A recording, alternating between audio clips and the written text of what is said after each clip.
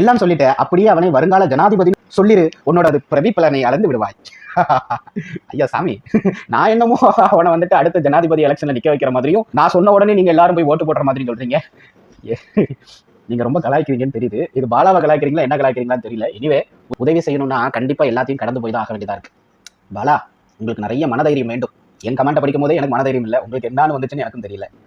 Next target நீ தான் bro. ஐயோ ஆண்டவா, ஒரு வீடியோ போட்டு ஒரு சராசரி பையனுக்கு வந்த சோதனையா இது? நான் என்னங்க தப்பு பண்ணேன்?